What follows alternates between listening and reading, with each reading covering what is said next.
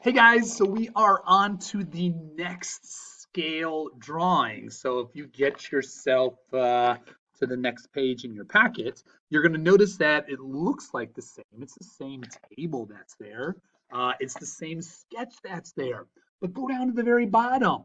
It's a new scale. So in this particular scale, we are not going to be working in inches. We're going to be working in centimeters. So check down at the bottom down there, it does say 1 centimeter, all right, to 16 inches. Now, again, it's a scale. Is 1 centimeter the same as 16 inches? Absolutely not.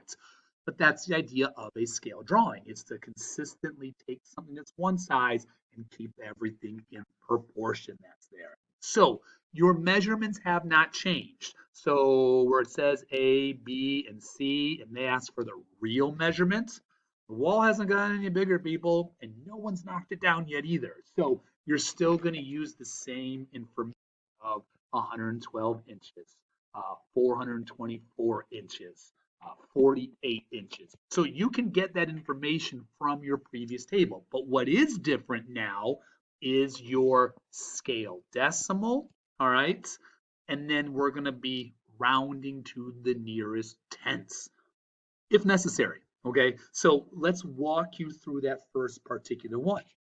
Now, our scale there, all right, 1 centimeter to 16 inches. And we know that that first measurement is 112 inches. That's the real measurement. So that's going to go down with the 112 with the 16 real inches. I'm going to be solving for how many centimeters I'm going to draw it. So we could go cross products here. 112, 16 times x, 16x. Yeah, race cars. All right. So to solve here, we can divide both sides by 16. All right. And when you do that, we get a crisp clean 7. All right. So in my table here, it's just going to be, all right, 7. And when I round it to the nearest tenths, well, there's nothing in it, so it's just going to stay a 7. You're only going to have to round it to the nearest tenths maybe once or twice as you go through these particular problems. But that's your proportion method. Sorry, lost my train there. So when we look at part B, we can also use the fact of the scale factor, which is your constant. So in this particular case, our scale factor is 1/16. So if you multiply something by 1/16, that's the same thing as dividing by 16. So if you like that, you can just take your 424 and divide it by your 16. That's going to work because again, it's a scale factor that's there. So when you do that, your calculator is going to say 26.5.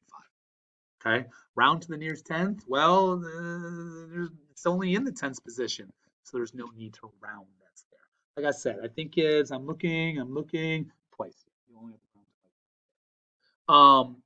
But yeah, now you can go and you can draw out your rectangle for that wall. So you could draw up 7 centimeters. You could draw across your 26.5 centimeters. It's going to take up most of your page there talking widthwise. So do plan accordingly there. And yeah, so again, get the rest of your information filled in. You can get that from the previous table there. Again, the walls have not changed in measurements. You will get all new information over here because it's a new scale. And then, like we said, then you're going to round this there. So then you're going to draw. All right. So, yeah, have at it there. All right. Enjoy.